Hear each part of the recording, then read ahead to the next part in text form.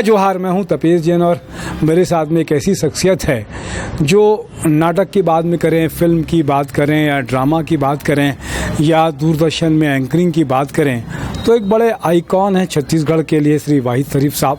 बहुत सारा काम किया है। इससे पहले एक इंटरव्यू में हमने उन सब के काम को आपको बताया। एम के रैना साहब, सत्यजीत रे साहब, हबीब तनवीर साहब, बहुत सारे सत्यदेव दुबे साहब, सबके साथ में ऐसे ऐसे लीजेंड व्यक्तित्व के साथ में आपको काम करने का अवसर मिला, सीखने का अवसर मिला। और अभी भी 72 साल की उम्र में आप चुस्त दुरुस्त हैं और लंबी उम्र फरमाए खुदा उनसे, उनके लिए। साथ में एक बड़ी चीज़ है कि उनको फोटोग्राफी का भी बड़ा शौक़ है। 1956 जब कैमरा बहुत सारे लोगों के लिए मुझे लगता है कि एक ऐसी चीज़ हुआ करती थी कि 100 रुपये की कैमरा हुआ करता था, लेकिन 100 रुपये उस समय बड़ी कीमत हुआ करती थी 100 रुपये की, और बहुत कम लोगों के पास में होता था। उसका साथ में उसका रख रखाव करना, उसका फ़ोटो बनाना भी बड़ा महंगा साधन हुआ करता था। तो शरीफ साहब से हम लोग शुरुआत करते हैं। फ़ोटो की पत्रकारिता तो उन्होंने नहीं की, लेकिन ये फ़ोटो जो ड्रामे के फ़ोटो थे वो अपने आप में पत्रकार बने, बाद में वो काम भी आए और आज भी इतिहास के लिए हमारे पास संयोजन के लिए उनके फ़ोटोग्राफ है। भाई साहब, आपका बहुत बहुत स्वागत है। आप फ़ोटो के बारे में कुछ बता रहे थे कि वीडियो की जगह में फ़ोटो बड़ी कमाल की चीज़ होती है। क्या खास बता रहे थे आप? देखिए, वीडियो में क्या होता है कि एक सिस्टम होता है जिसको आप लगाएं, फिर स्क्रीन पे देखें, है ना, और उसको देखते रहें, कंसंट्रेट करना पड़ता है ना, और आती है चली जाती है। आप उसको जी भर के देख भी नहीं पाते, आई और चलचित्र की तरह वो चला जाता है।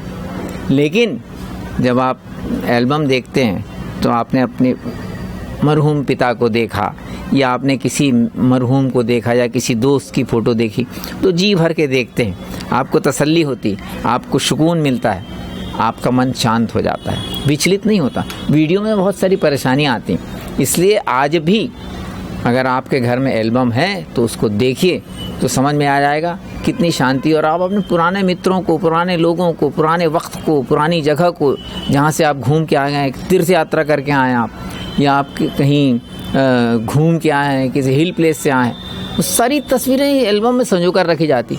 वीडियो को इस तरह से नहीं रखा जा सकता। और कितने बार देखेंगे आप वीडियो, लेकिन एल्बम आप बैठिए, खोलिए, देखते जाइए तस्वीरें। और बाजू में अगर आप बैठे हैं, आपकी अगर मिसेस बैठी हैं, आपका बेटा बैठा है, आपकी माँ बैठी, जो भी बैठा, आप उनको शेयर भी कीजिए। बड़ा मज़ा आता है देख के। देखिए कैसे दिखता था, मैं कैसे दिखता था, देखिए नंगा बैठा है बच्चा। तो ये सब तीसरा, ये मज़ा तो आप एल्बम में ही ले सकते हैं, वीडियो में आप कतई नहीं ले सकते ये मज़ा। इसलिए फ़ोटोग्राफी, स्टिल फ़ोटोग्राफी कल भी ज़िंदा थी, आज भी ज़िंदा है, और आने वाले क़यामत तक के स्टिल फ़ोटोग्राफी ज़िंदा रहेगी, ये तो तय बात है। क्या लगता है कैसे फोटोग्राफी की आपकी शुरुआत? 1956 में बता रहे थे कि आखफा कैमरा था। 56, हाँ, 1956 में पाकिस्तान से मेरी फूफीज़ाद बहन आई, कनीज़ बाजी। तो वो उनके जो मियाँ थे वो कैमरा लेके आए और सबकी फ़ोटो खींचने लगे। बड़ा मज़ा आता था, वो खींचते थे। और प्रिंट उस वक्त 18 फिल्में होती थी शायद एक उसमें रील में, तो वो खींच के फिर उसको धो के देते थे, ब्लैक एंड वाइट आती थी, बहुत अच्छी धुलाई भी नहीं होती थी। अब रायपुर 56 में कैसा रहा होगा सोच लीजिए, जब 50,000 की आबादी थी रायपुर शहर में, तो 6 फोटोग्राफर लोग थे, डिकॉस्टा थे, है ना, उमेश शर्मा जी, याद करते हैं आप उनको? हाँ, उनको भी याद करता हूँ मैं जी। तो ये लोग सब फोटोग्राफर थे, है ना। तो इन लोगों ने क्या किया, इन लोगों ने फोटोग्राफी में काम करना चालू किया, स्टूडियो बना के। तो उस ज़माने में भी धुल के आती थी, तो मुझे बड़ा, उस ज़माने में मुझे बड़ा वो लगा, क्या मज़ा आता था फ़ोटो देख के। अपनी तस्वीर देख के मैं पुलकित हो गया। मेरी सिस्टर ने बोली, देख तू कितना अच्छा लग रहा है करके। मैं देखता रहा उसको।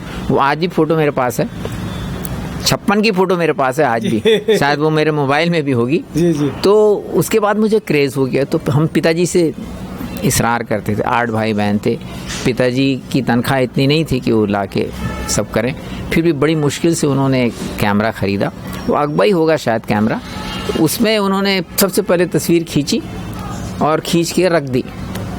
तो मुझे तो थोड़ा बहुत उसकी तमीज़ थी, मेरे बड़े भाई को इसकी तमीज़ नहीं थी कि वो समझे कि फ़ोटो खींच गई है, अब देखा जाए। उन्होंने पीछे ढक्कन खोला, फर्र करके निकाल के देखा, बोले फ़ोटो तो दिखी नहीं। तो उन्होंने अपने हमारे पिताजी से कहा, अरे क्या किया बेवकूफ़? बोले तूने कोई इसको तो स्टूडियो में ले जाते, वहाँ देते, कैमरा खोल के वो स्टूडियो वाला अंधेरे में उसको प्रोसेस करता, और समझाया उन्होंने, तब उनकी समझ में आया। बाद में वो जहाँ बहुत सारा कैमरा था माइनिंग ऑफिस में, उसके वहाँ सर्विस ही करने लग गए थे वो, तो बाद में कैमरे की समझ उनको आ गई, तो मुझे ललक वहाँ से पड़ी कैमरे से। वाह, कितने सारे कैमरे दिख जाते फिर मैं कम से कम नहीं तो अब प्राइस के हिसाब से तो कह नहीं सकता, वीडियो कैमरे से लेके स्टिल कैमरे से लेके करीब मैंने अब तक अपनी लाइफ में कम से कम 10 कैमरे खरीद चुका हूँ। जी जी, 10 कैमरे, जिसमें स्टील के भी हैं और वो पेंटेक्स आता था, पेंटेक्स असाही, ये सबसे ज़्यादा मुझे पेंटेक्स के 1000 असाही, उससे अच्छा कैमरा लगा ही नहीं। पता नहीं आप फोटोग्राफर साहब को भी मालूम होगा। उसके बाद फिर हाँ जेनिथ आया, रशियन कैमरा तो बहुत भारी भरकम होता था, उसमें वो बात पैदा नहीं हुई।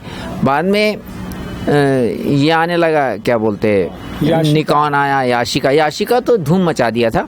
सारे स्टूडियो वाले इलेक्ट्रो 35 रखते थे, अगर मैं गलत नहीं कह रहा हूँ तो। वो कैमरे होते थे, ऐसा करके देखा जाता था और स्टैंड में लेके फ़ोटो खींची जाती थी, लाइट वाइट करते थे।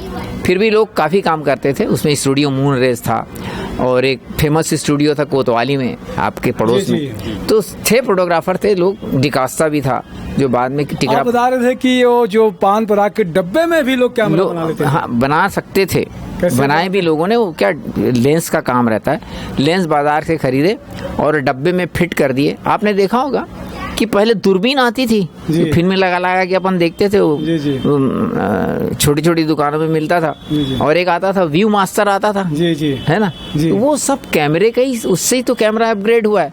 कैमरे में रहता क्या है, सब 2 लेंसों का रहता है, आदान प्रदान होता है लेंस, और उसमें जब तस्वीर उल्टी बनती है और उसको क्लिक करके कैमरे का फंडामेंटल जो रिक्वायरमेंट है वही है। धीरे धीरे बढ़ते अपग्रेड होते आज कहाँ पहुँच गया है कैमरा। अच्छा, कैमरे में बता रहे थे कि आप बड़ा पहले जो काम करने का जो मजा था, अपर्चर है, स्पीड, शटर है, ये सब के बारे में थोड़ा सा देखिए। शटर, स्पीड, अपर्चर, इस और बहुत सारी चीज़ें जो थी वो सेट करना पड़ता था, और उसमें सेट करने के बाद जो तस्वीरें आती थी उसमें डेप्थ ऑफ फील्ड निकलता था, है ना। आज के कैमरे में शायद डेप्थ ऑफ फील्ड उतना अच्छा नहीं आता, अगर फोटोग्राफ आप बताएं तो। पहले डेप्थ ऑफ फील्ड निकालने के लिए पूरा अपर्चर को, स्पीड को, सबको वो, और कैमरे का लेंस ज़बरदस्त आता था। 1.4 का लेंस आता था। अभी कितने के आते हैं? अभी तो बहुत सारे बढ़ गए हैं, घट गए हैं, अब तो घट बढ़ गए हैं। अच्छा, कंपोजिंग में भी क्या लगता है कि कंपोजिंग कैसे बेटर हो सकती थी, कि फोटो कैसे बेहतर ले, कैसा? ये देखिए, ये तो मास्टर का काम है। अभी तो सीधे लैब में डालते हैं और निकलते जाती। पहले क्या था, इनलार्ज किया जाता था और उस पे ब्रश से काम होता था, टचिंग बोलते हैं। वो टचिंग होते मैंने अपनी आंख से देखा है। स्टूडियो मून रोज मेरे घर से लगा हुआ था। एक तरफ मनु नायक रहते थे, एक तरफ स्टूडियो मून रेस था, बीच में मेरा घर था। तो स्टूडियो मून रेस में बैठे रहता था। मेरे सामने वर्मा साहब जो थे स्टूडियो के मालिक, वो टचिंग करते रहते थे। ऐसा इतना बड़ा वो था उनका मिरर टाइप का, उससे फोटो को करके नेगेटिव को टच करते थे। नेगेटिव में टचिंग करके फिर वो तस्वीरें निकालते थे। तो ऐसी तस्वीरें निकलती थी, डेप्थ ऑफ फील्ड निकलता था, हर चीज़ निकलती थी। अभी आप क्या है, आप सीधा फोटो खींचिए और ले आके लैब में दे दिए, वो निकाल के बड़ा देता। करता क्या है वो? आपको डेप्थ ऑफ फील्ड दिखा दीजिए मुझे, आज की तस्वीरों में नहीं मिलेगा। क्या कहेंगे अभी आपके पास में तो बहुत सारी फोटो खींची है, आपके अपने जीवन में कौन सी बेहतर फोटो लगती है? एक तो मैंने सिरपुर में जो खींची थी, और कुछ तस्वीरें मैंने निकाली बैरन बाजार में, उस वक्त मैं रहता था। ब्लैक एंड वाइट तस्वीरें मैंने निकाली, अच्छी तस्वीरें आज भी मेरे पास धरोहर है। और मेरी तस्वीर जो मेरे भाई ने निकाली, वो अभी आपको मैं दिखाऊंगा। इतनी अच्छी तस्वीर तो सोच भी नहीं सकता कि मैं इतना अच्छा दिखता था। सलमान खान भी फेल है, सर, सवाल ही नहीं उठता। दिलीप कुमार, और वो भी मेरी तस्वीर, ऐसी तस्वीरें निकाली मेरे भाई ने। वो भी पास में मास्टर हो गए थे वो। तो कैमरा, फोटोग्राफी के बारे में क्या कहेंगे और आज की फोटोग्राफी के बारे में क्या कहेंगे? देखिए, आजकल स्किल नाम की चीज़ नहीं। आज फास्ट चल रहा है युग, तेज़ी का ज़माना है। हर काम जल्दी होता है। तो होता क्या है कि लोगों के पास पेशेंस नहीं। पहले क्या होता था कि लोगों के पास वक्त था और उस वक्त का फ़ायदा उठाते हुए काम होता था। तो आपके पास अगर वक्त कम है और काम ज़्यादा है तो आप क्वालिटी क्या देंगे? आप क्वालिटी। बहुत अच्छी बात है। आज तो इंस्टेंट का ज़माना है, अभी डिजिटल भी हो गया, फोटो चाहिए, वीडियो चाहिए या खाना भी इंस्टेंट चाहिए। मुझे लगता है कभी कभी जीवन भी पैसा आज जी लिए ख़त्म है कहानी। देखिए हो गया अभी तो आज की हालत के देखते हैं, जो हमारी ज़िंदगी है ये मिजरेबल हो गई। कोई भरोसा नहीं ज़िंदगी का, कब कोरोना है, वायरल है। तो हमने अपनी धरती को बिगाड़ा है, हमने अपनी धरती का दोहन गलत तरीके से किया है और हमने एनवायरनमेंट के बारे में काम नहीं किया। आज उसको हम भोग रहे हैं। बारिश कहाँ होती है? जहाँ सूखा था वहाँ बारिश हो रही, जहाँ बारिश होती थी चेरापूंजी सबसे ज़्यादा पानी गिरता था, वहाँ पानी सबसे ज़्यादा कम गिरा। तो प्रकृति वो अपने जो आपने खिलवाड़ किया उससे बदला ले रही प्रकृति। इसलिए अभी सब कुछ मिजरेबल हो गया लाइफ में। कोई चीज़ की सर्टेनिटी नहीं है। आप आज बैठे हैं तो आप आज को तरीके से भोग लीजिए, आज को सुखी बना लीजिए, कल का कोई भरोसा नहीं है। इससे आज आप बैठे हैं तो आज आप जितना एंजॉय कर सकते हैं लाइफ को, कितना प्यार कर सकते हैं आप। जब आदमी पैदा होता है तो ईश्वर दो चीज़ देता है तपेश साहब, उसके डीएनए में, एक डर और एक प्यार। दो चीज़ के अलावा कुछ नहीं होती। बच्चा डरता है, धीरे धीरे उसका डर खत्म होता है। तो उस डीएनए में प्यार को बढ़ाइए, डर को ख़त्म कीजिए।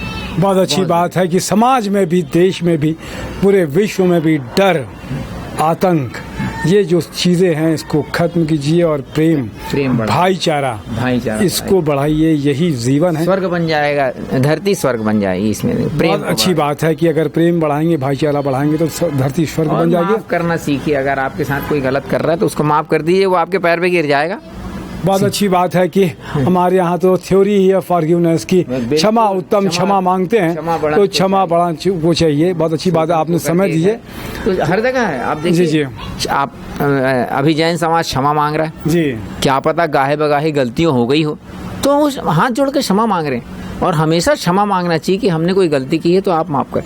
हम लोग बोलते हैं ना, या अल्लाह हमारी कोई गलती है तो माफ़ करो। वो महावीर वही है जो क्षमा कर दे। हाँ, ये भी बात है कि क्षमा करना भी वीर नहीं, महावीर है, क्योंकि बड़ा कठिन होता है। बहुत भगवान महावीर ने जो स्थापित किया है, जो जैन दर्शन का जो वो है, वो तो आप पढ़ते रहिए तो समझ में आता है। सर हम लोग क्या है, अपने धर्म का विपरीत आचरण करते हैं। धर्म के तो मानते हैं लेकिन उसके विपरीत आचरण हर धर्म के लोग। इसलिए सड़क पे धर्म आ गया है। जो सड़क पे धर्म आ जाए वो गलत है। धर्म सड़क पे नहीं, अंतरात्मा में धर्म होना चाहिए। धर्म धारण करने की चीज़ है, आपके मन में होना चाहिए। सड़क में दिखाने की नुमाइश करना धर्म का अपमान है साहब। बहुत अच्छी बात है वाही शरीफ साहब, आप लंबे समय तक जिए। मेरे साथ में नरेंद्र ठाकुर जी भी हैं, उनका भी धन्यवाद। जय जोहार, जय छत्तीसगढ़। जय छत्तीसगढ़।